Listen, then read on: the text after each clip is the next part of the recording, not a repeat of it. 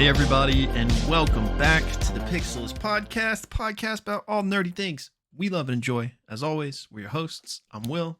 That's Blake. And today we're here to talk about some Loki season dose. Dua. That's right. What was the last thing? I just said dose kind of on a whim, so I was like, I need one more, and then I was like starting to say the French too, but then it transformed into that.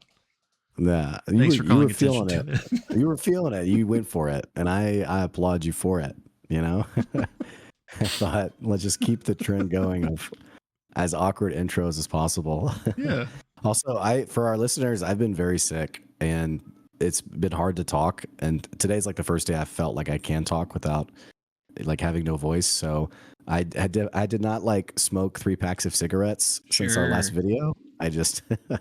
Not any more than usual, but I'm like extra, whatever I sound like today. So yeah, and I've also like last night in the middle of the night I started getting like the worst cold, which I think I felt better today. So I mean I might not even sound different, but in case you hear me sniffing or stuff, apologies.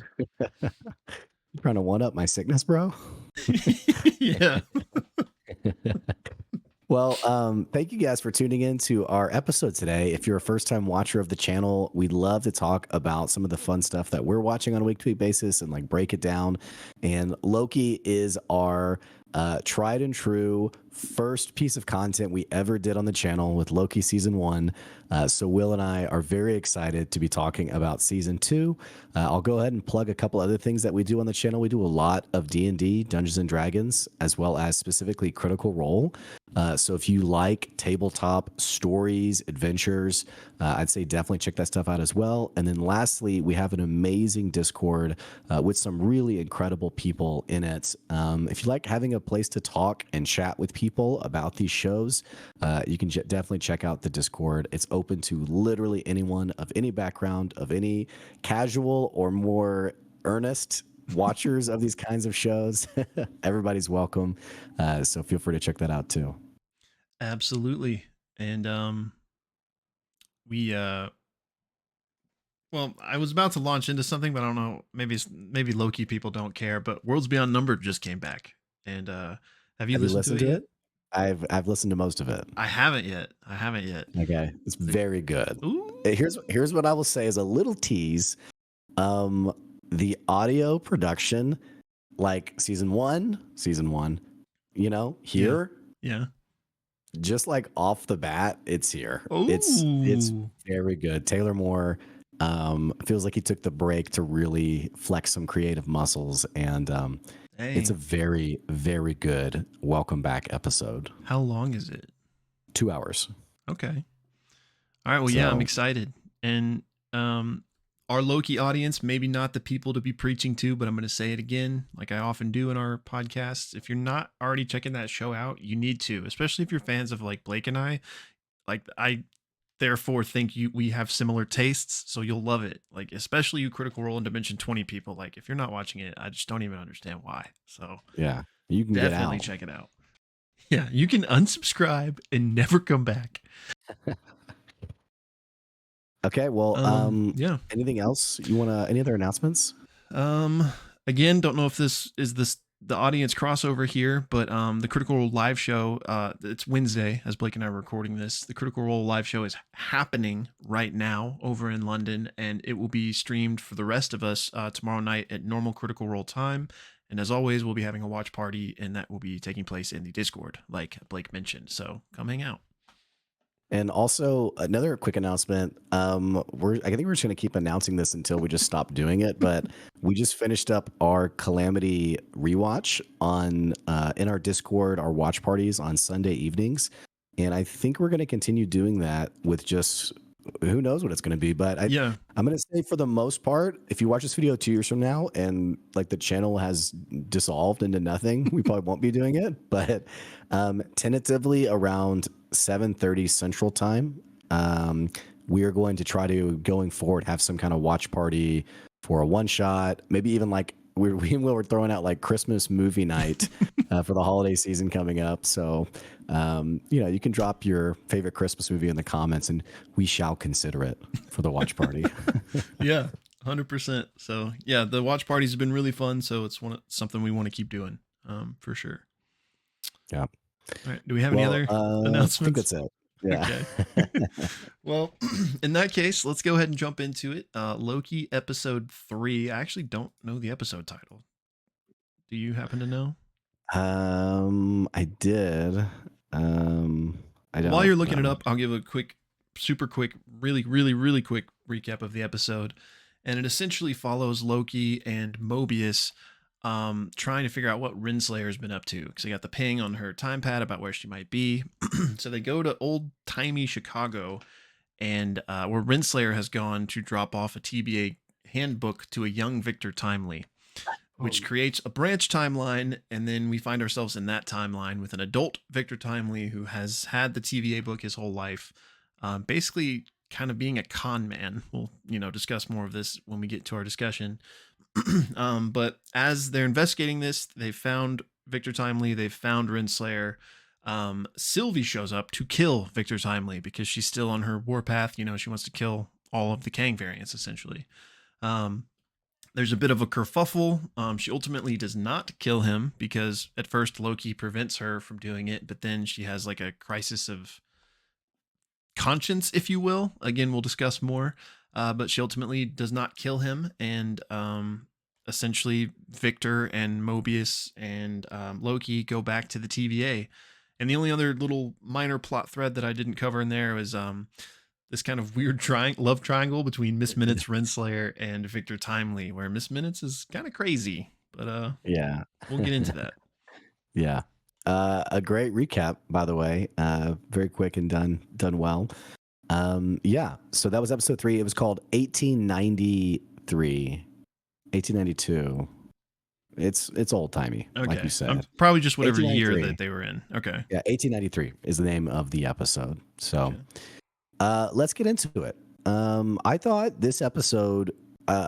So again, if you haven't seen like our previous discussions, Loki season 1, I think, is like the perfect from start to finish season of like what you want to kind of watch. It had so many elements of what you want in a good show.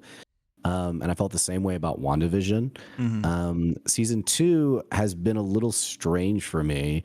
I liked episode 1 a lot. Episode 2 was a little weird in that it felt like some scenes were missing. It was just it was an odd episode, honestly. Yeah, odd paced. Yeah. Still great acting though. But episode 3 felt a lot more like episode 1, where I was kind of like, okay, yeah, we're back to, kind of what I liked about Loki. So overall, I really liked this episode. Curious what you thought about it. Yeah, I liked it as well. It was, and I don't mean this in like a negative way, but it was very goofy. Yes. That was one thing I was thinking too. Season 1 had a heaviness isn't the right word, but kind of like a sternness to it. That was like, it was kind of like a mystery to it.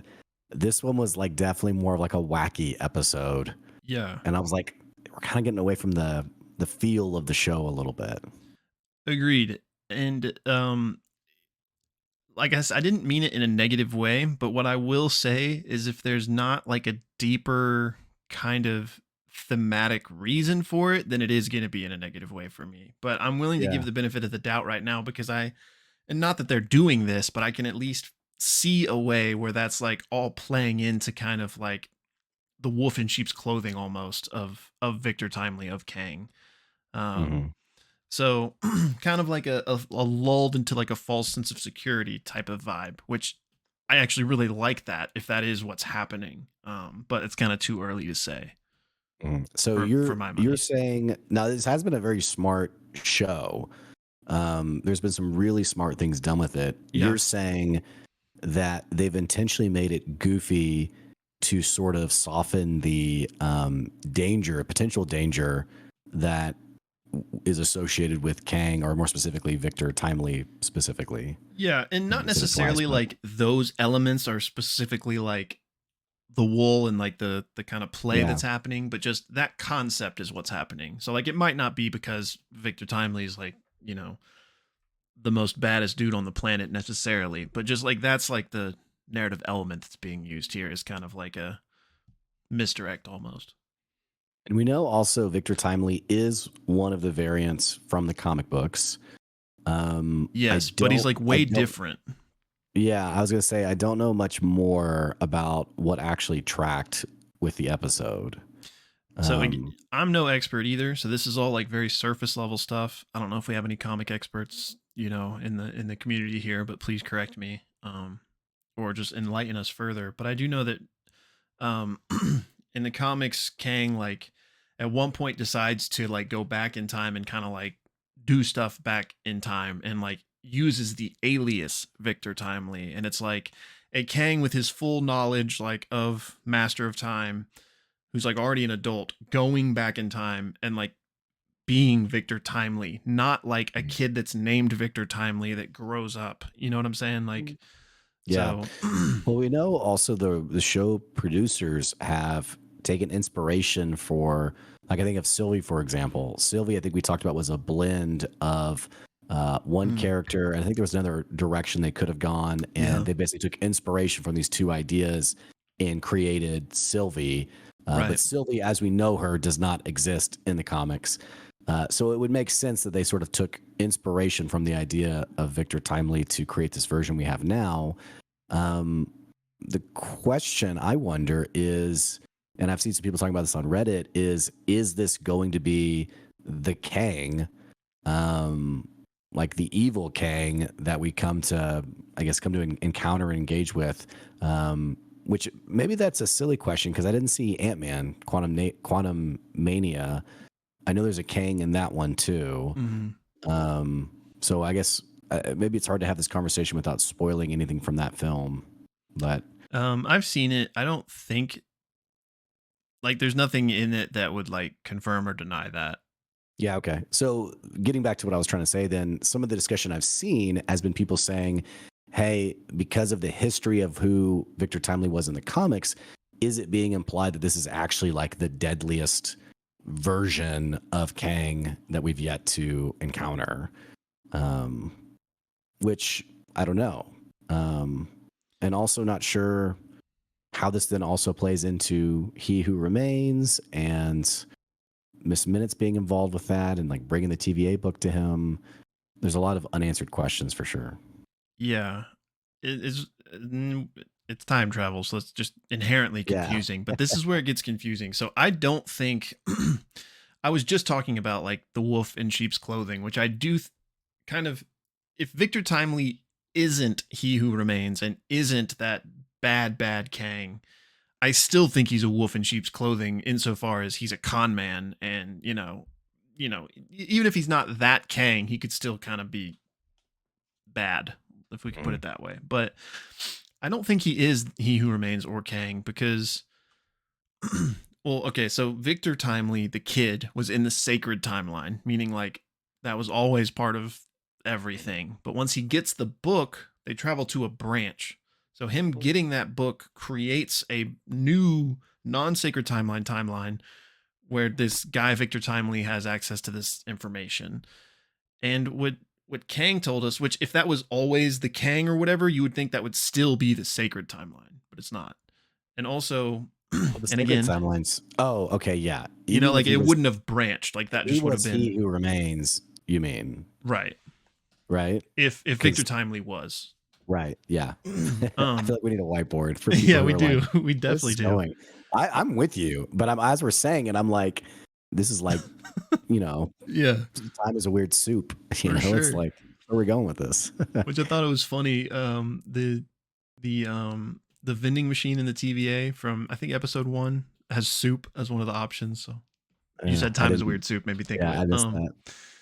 Okay, but so it created the branch, but also, and of course, there's a caveat of who knows if Kang was lying in season 1. But in season 1, he is like revealing his backstory to the Lokis, and he talks about in the 31st century how he discovered the time rifts, and like all the Kangs across the Oh, universe discovered the time rifts. So like right. that's the origin, as we're told, of like the super brilliant Nathaniel Richards in the future doing these things.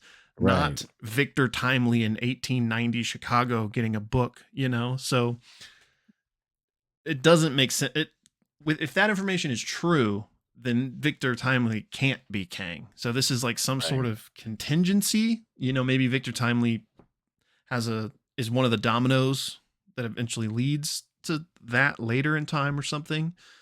Um, but yeah, so I don't think it's He Who Remains, but I do think that he still could be like up to no good is like a really dumb way of putting it. But I also think it could be that he's just wrong place, wrong time. Like this is a branched timeline. So like what was that kid originally going to do? Maybe he is just kind of trying to make the best of what he's got. And I don't know. I don't really know how to parse it. Yeah, and we only have 3 episodes to wrap the story up also. And I think I read, this could be incorrect. I think I read that they said this would end this story arc. But when they were asked about season 3, they said, hey, we have a lot of other stories with Loki we'd like to tell, but not sure if we'll be able to. Interesting. Well, So at least they've got ideas. I like that at least. Right. So it's not going to be like, well, let's try to think of something now that we can make more money. So yeah, season 5, another Kang variant. It's like Doctor Who. So the other thing I'm interested in is the show has not felt really as smart. The acting's still been great. Some of the dialogue has been really great. But like, yeah, the smartness of the show, like here's a good example. Them bringing there's 2 examples. One of them is like kind of like the forced I feel like Lost kind of did this too. Like the forced jargon about stuff to imply like the seriousness around things. And like when you think about it, just words on a page, you're kind of like, what? It's like, yeah, the temporal artery, aura, and there's all these things being thrown around, but none of these things are ever explained. They're just implied, and we get it. You can follow with it, but also like it kind of gets clunky after a while when there's so many things getting looped in compared to season 1 where there was so much mystery around the TVA, and like you're kind of getting breadcrumbs of how things are operating, and you're seeing the trial, and then person's found guilty, and you're like, okay, wow. And you see someone getting disintegrated in that first episode, so there's a lot of mystery. This one, the mystery is kind of missing for me. But the other thing with that too, of like, and I don't think it being as smart, is them just bringing this Kang into the TVA, just like, yeah, man, come on in. Like he's had the guidebook for his whole life. yeah, Loki's never read it. I don't know how well Mobius knows it. Like, what's keeping this dude from just coming in and like, all right, guys, I got it from here, and just like, deactivates all, I don't know what, but I don't know. Like it kind of gets my nerves when things like this happen, where I'm like, shouldn't there be like some security around this guy? And maybe there will be. We always saw him walking through a door, but yeah. I don't know. I don't know. I mean, I agree with at least the short-sightedness of that part of it. I mean, I don't know what else they would do, but it does seem like, okay, well, this seems like it's, going exactly to He Who Remains' plan. Like you're putting one of his variants in the TVA, but yeah, I don't know. I mean, surely I would hope in the next episode he doesn't just have like free reign around, and they're like, I don't know what it might entail for keeping an eye on him or keeping him handcuffed or something, but yeah. I will say that I agree with the mystery aspect you were talking about in season 1.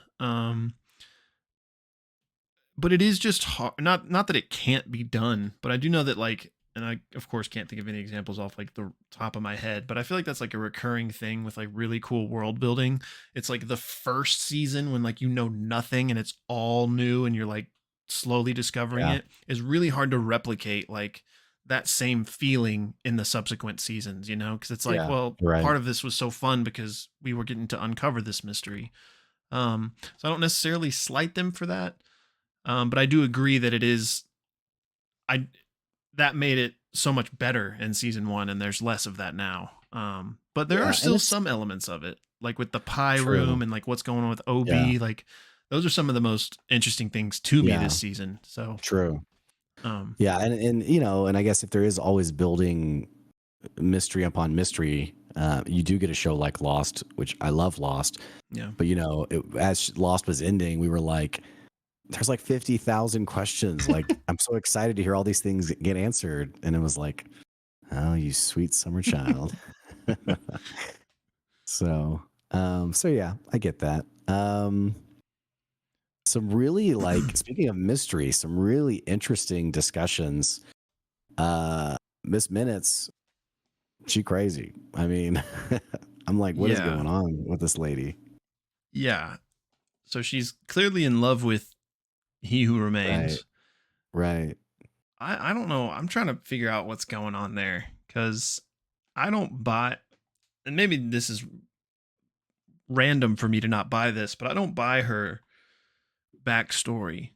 I think that she believes that, but I feel like that's not true. That she was just an AI that he played chess with. Like, I almost feel like maybe her memory was wiped and like replaced with that backstory for her to believe.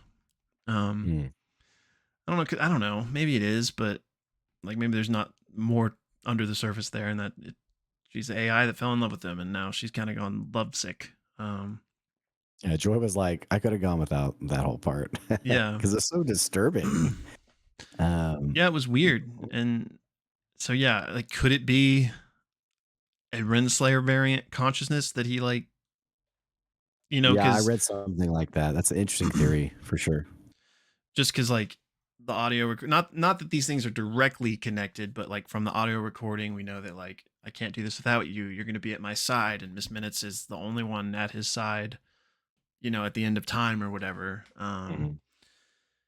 And then I don't want to like jump away from Miss Minutes, but kind of on that track, the whole she knows all his secrets, and there's one about Renslayer that she knows. Pretty Yeah, interesting. yeah, and would it be that something about Renslayer's like having been, you know, a ported variant into AI, or I mean, I guess it wouldn't really make sense for her, the AI, being like, "Hey, you became an AI, but I don't know where they are." You know, Yeah, it'd be a bit confusing, but I'm very curious what the big secret is around Renslayer. I feel like it's okay. So we know, like I just said, the recording, like I couldn't have done this without you. You'll always be by my side, which is the same kind of lies she's being fed now to like help this all happen. So like maybe she does think like it's not going to be Kang's up top, I'm doing the dirty work. It's like the king and queen are up top. And it's like maybe that's like the ultimate thing she believes, and maybe even is the case for a while, but then Kang like memory wipes her and makes her a subordinate. And like maybe that's what she forgot. Like she at once was like it was once the two of them, they who remain, or something. I don't know. But I feel like it has to be not, if not exactly that, something like that, where she was way more, had made more of a presence, maybe more power, and he like stripped her memory of that and stripped her station of that or something. I was also a little confused about the relationship between Renslayer and Miss Minutes, and like I couldn't tell if it was an authentic like lover squabble or if it was uh, like they were intentionally like trying to get him like to his lab, and like because like once they ended up back in the end of time, it was kind of like, yeah, well, we're here. And they were kind of not commiserating, but I think Miss Minutes was like, you know, how silly of him to think he could keep his secrets from me or something. Yeah. Like I had trouble like pacing or parsing the intentionality of what was actually happening versus what we were seeing happening, in the Mm, sense of how much of this is like part of a greater narrative that like who's playing who, I guess, beyond what we just saw, essentially. So right. Yeah. I don't I know if you kind have of, an insight on that or I felt that too. Kind of the like, they were kind of like at odds. Like she kind of betrayed Renslayer in the earlier scene, and then now it was like, well, we're kind of stuck here together, so I guess let's kind of be buddy buddy, sort of. At least from Miss Minutes' side. Um, well, and there was when they were on the boat, Miss Minutes was looking very jealous. But then Yeah. there's the camera angle where it's on Kang, and Miss Minutes moves over to out of his line of view, and you see her smiling, like as they're having the dialogue. So I was like, well, that's a different emotion. So I don't know. It was interesting. Yeah, because on one hand, we could like dissect what we're seeing, but then given the nature of this show, it could be that Miss Minutes has this whole secret plan that she's enacting, and like, you know, the things she does aren't necessarily what they seem to be on surface level because she's setting up the dominoes, as it were. So yeah, I don't really know. For my money right now, I feel like it is just kind of this weird jealousy thing, but which could play into the fact if she is like Renslayer's consciousness, and Renslayer ends up loving Kang, but Miss Minutes doesn't know that she's Renslayer and thinks she's an AI. Like I could see the jealousy being there, you know, like like I'm not real or else he would love me type of thing. So like I hate you. Yeah. I don't know, but I'm whether Miss Minutes. I mean, clearly Miss Minutes is an orchestrator of a plan. We just don't know like how many levels deep it goes, I guess. But clearly He Who Remains trusted her, unless she's lying, and this is all of her own volition, which is something I didn't think of until right now. But what's I'm trying to parse is that at the end of season 1, the whole thing was Kang being like, I've set everything up for this moment for the three of us. Yeah. And you're going to have a decision, and I don't know what happens from here. Like the whole big show of like, that's the moment. Like from here on out, I don't know what happens for the first time in millennia or whatever it was. Like, am I going to die or blah, blah, blah. But then there's supposedly this whole plan that Miss Minutes was to enact with the TVA book and getting it to Victor Timely and stuff. So like, if that's the case, then he did know what was going to happen because he planned for it. You know? So either like he was lying and he always knew Sylvie was going to kill him, but like that conversation was part of the manipulation, or he earnestly didn't know what decision would be made, but made contingencies just in case he was killed. Well, and then even aside from that, his palace, like his place, is called the End of Time. But is even that a lie? Like it's implied it's the end of all things. It's the end of time. And yet at the end of this episode, Miss Minutes and Renslayer come back there and his body is decomposing. True. There has been more time since he died. True. So I almost kind of wonder if since he is the one who remains, if the end of time is his name for it, because that is the end of his time, the end of the time that he can see. But there's actually, maybe time is infinite. Like the universes continue to, create new timelines and continues to, for eternity. I don't know. Yeah. But you're right. He clearly had something in mind for what happens next. Unless, like you said, what you said is true. Miss Minutes, maybe there was bitterness and, Kang never gave me a body. And so actually I'm going to tell Renslayer this is what He Who Remains wants, but it's actually for myself. Yeah, or like kind of she's so in love with him that she doesn't accept the fact that he was willing to just die and let it go. Like she's trying to get him back, Right. Like I said, I just kind of had that string of thoughts, so I don't really know how I feel about it. But because it ultimately would make sense if that was just all manipulation from Kang, right? Like that he did know what was going to happen. He did know he was going to die, and he just said all that to help set up him returning to power. The loop. Like maybe he understood that, like, yeah, I do have to die at some point, but at least I can always guarantee it like starts back up or something. Which, speaking of loops, or go ahead. I was just saying, but even with that, why does he have to die? Like, why can't? If the whole point is to get him back to where he was originally, why go through all the effort? Why not just have a vat of acid wherever Sylvie and Loki are going to pour it into, and just, oh, there we go, we're good. Like, I don't. Surely this is like he defeated every other Kang. Surely he could defeat Sylvie, right? But he didn't even fight her. So like, there's something. I think there's more to it than him just putting himself back in his same position, because it seems like it could have avoided being taken out of it. It feels like maybe there's not even like an element of like, at the end of time, he's gone crazy and he's like apathetic or just indifferent or wants to embrace the chaos, or I don't know. Yeah. But part of me also wonders if there's like it's kind of like what you were just saying. There's a bit of like an unreliable, like we were given lore and history, Mm-hmm. and I wonder how much of that is actually reliable information. Right.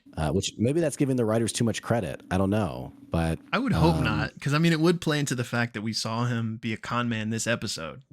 Like, so right. why are we trusting He Who Remains, which is kind of the central, not the central. I mean, maybe, but like question of the show between the two Lokis. Like, Sylvie thinks he's full of crap, and Loki is willing to trust him. And so I mean, I don't want to speak for everyone, but like previous to this was like, yeah, I think he is telling the truth, but now I'm like, well, maybe he wasn't. Right. So Right. but another not like sort of segueing, not really, something we've talked about in the earlier episodes with OB, speaking of the circle, which is what the point I was steering towards a second ago, is that like, some of these things don't add up. He literally wrote the book on the TVA, all the things we've discussed before. His memory hasn't been wiped. He's seemingly very, very knowledgeable, seemingly secluded on purpose. Like, what's going on? Why would Kang allow someone in his empire to be those things? Why wouldn't he say, I wrote the book on the TVA? And why send that book to Victor Timely and not like a journal you wrote being like, hey, I'm you from the future. This is what you need to do. Instead, he sends that book. So it's again making me think that OB is the real He Who Remains, for lack of a better title. Like, I'm not saying he's Kang. I'm not saying, he's necessarily super evil or anything, but like, he's the true architect of the TVA. Because like, I don't know, it's just some of those things didn't add up to me. Like, because if you're gonna try to like recreate He Who Remains, I don't feel like you send that book. I feel like you send the handwritten journal book.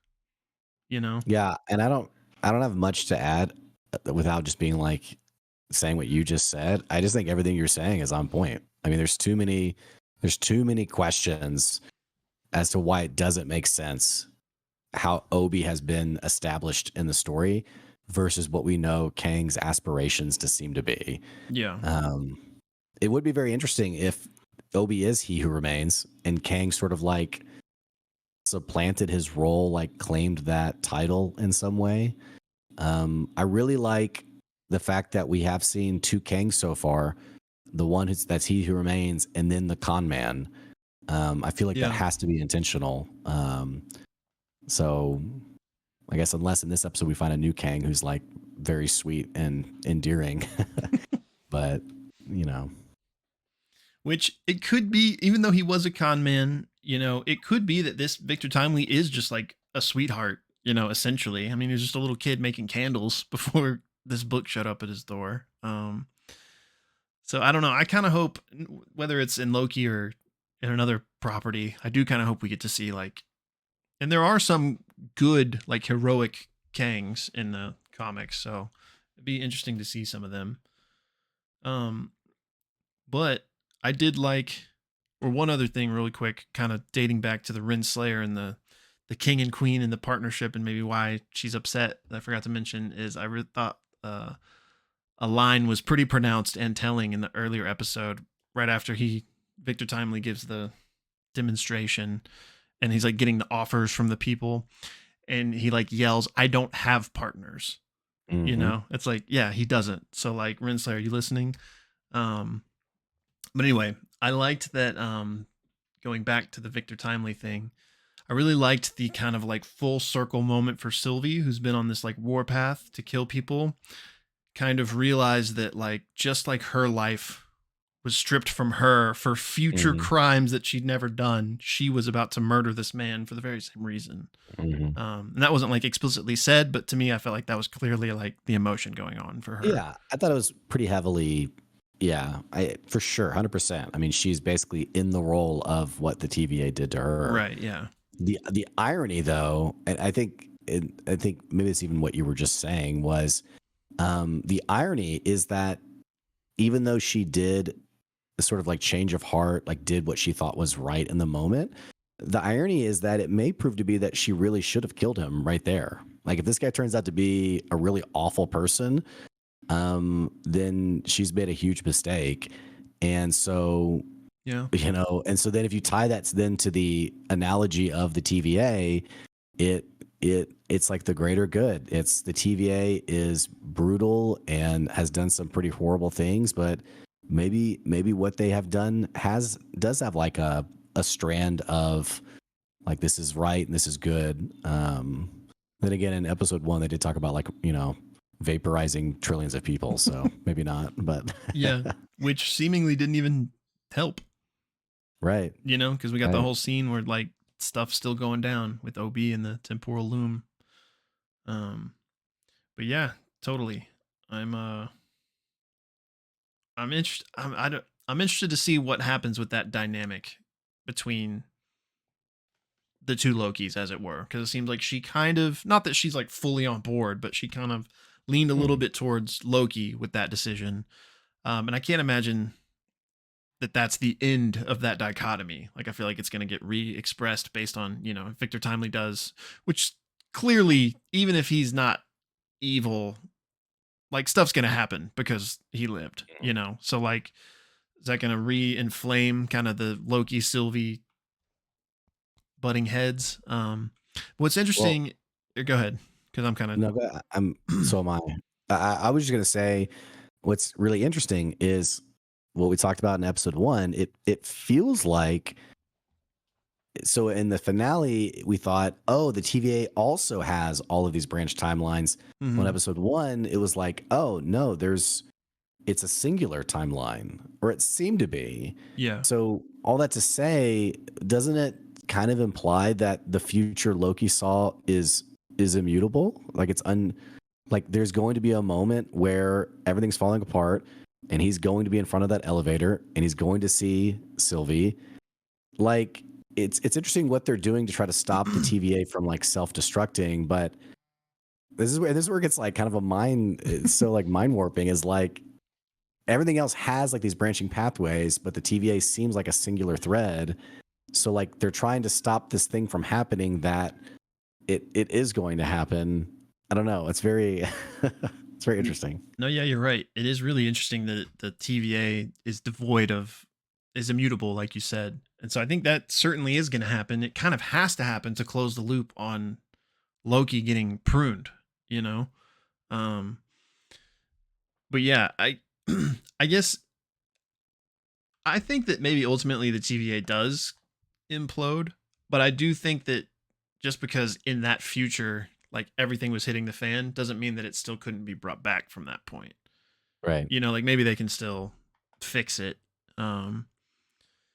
But Ouroboros, the circle, the time is a weird soup. I feel like there will be like some reset kind of thing moment. Which we thought season 1 was that reset, but I guess it didn't quite reach there yet. Well, and I still kind of wonder if this is like a Matrix thing where, the Matrix is created. Sorry, spoilers, I guess. The Matrix is created. Eventually, there's the anomaly, the one, Neo, whatever form that's in. The Matrix basically eventually self-destructs. Humans rise up, whatever, and they restart. They restart, and the Matrix is created, and on it goes. So we know there's a version of the TVA in the past where Kang was, out in the open, the authority figure. It has this, not only is it immutable that this implosion of the TVA is supposed to happen, has it already happened? And like every 1,000 years or whatever, it eventually leads to its own destruction, and it's rebuilt and recreated, or I don't know. If that is the case, going back to something you said earlier, that could be why Kang couldn't just put Loki and Sylvie in a vat of acid. Like maybe things had to happen this way because ultimately the TVA was going to have to restart, and like these are the pieces that need to be in place for him to and return. maybe that's why Obi has to be around. Maybe maybe Kang is lazy and he's like, I don't want to rebuild all this. Obi knows how to do it. Yeah. Let's have Obi do it. So I think about that because of Ouroboros, the snake eating its own tail. It's infinite. Yeah, no beginning, no end. Like right. He's the constant, maybe. Right. Right. But why is he the constant, and how is he? What is it? There's always a lighthouse. There's always a lighthouse. There's always a city. There's always a man. Dude, that game was so. I don't know if it's good. in that order, but those are the three things. Yeah. Wait, were you the one that you liked it? Right? Is it Nate that doesn't like it? Yeah, that's why Nate never got asked back on the show again, because he didn't like BioShock Infinite. Such a good game. The finale of that game, so good. Yes. Anywho. All right, what direction did you want to go? Because I think you said you were about to go off. It was kind of the same thing. I was just, the only other thing that we didn't touch on yet was that, one of the things we're talking about in episode 1 is like where exactly Loki was traveling to in episode 1 when he was popping through time. Like, as far as like, could it have been the past when it was presented as the future, or the other way around type of thing. In episode 1, when he teleports to the elevator with Sylvie and gets pruned, it felt like that was sooner rather than later in the timeline, because in the present, the temporal loom was going crazy and they were desperately looking for a way to handle it. And so like when Loki then teleports to the future and everything's going crazy, it feels like it's that same moment. Not that it's like 3 seconds later, but like it feels like very attached to that same moment. But now in episode 2 and episode 3, we kind of saw that wasn't like an immediate thing. Like there's clearly some time for OB to try to figure out how to deal with this. Anyway, there's not like a big point or anything to this, but it just made me think about like that moment with the elevator could be like way later than we think. But I still do think it's obviously related to the same issue as far as the temporal loom. Excuse me, guys. That didn't come through. So. Yeah. Yeah. I mean, I don't know. I mean, we were joking about like the mystery on the show. There's a lot of mystery around that for sure. Which go ahead. I was just gonna say that speaking to all of these things we've just been talking about, and like the dichotomy between Loki and Sylvie, she's come to the TVA for some reason, which in episode 1, when we saw that, we hadn't kind of seen her come around at all, but now we've seen her kind of had this moment of empathy with Victor Timely. So now what has caused her to now be breaking into the TVA, Mm-hmm. Mm-hmm. And the phone call I mentioned, interesting phone call that lured Loki to that spot as well. Yeah, which this is something I didn't think about, but that has to be something, right? Like that. Yeah, for sure. But another thing I didn't think about is that in episode 1, when we originally saw that, Loki and Sylvie hadn't met up again yet. Right. So like I finally found you was like, oh, that's going to be the first time they see each other since the events of the finale. But now in episode 2 and episode 3, they've seen each other both times. So like her saying that makes it as an implied like time amount. I mean, maybe it's not. Yeah. She's like, I saw you yesterday, but I finally found you again, Yeah. So like that makes it seem like you're right. Like how much time has passed. Right.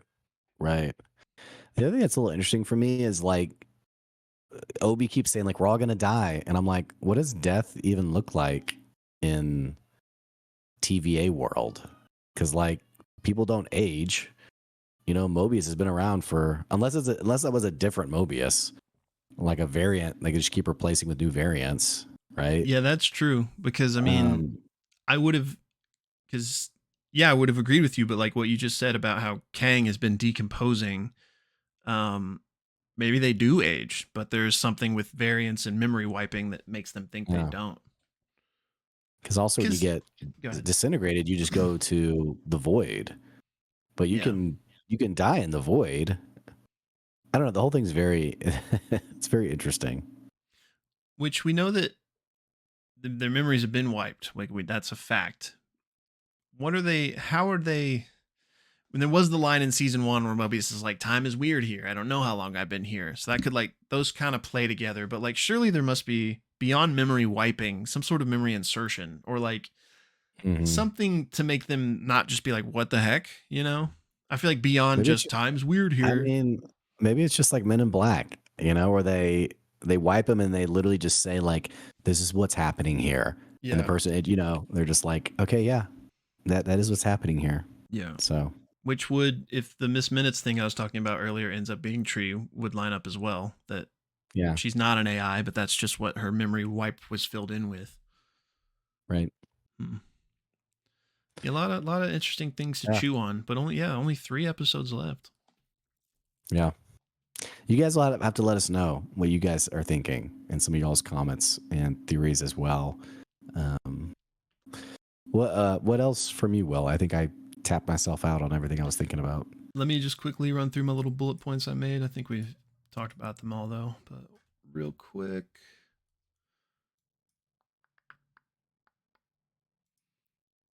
Um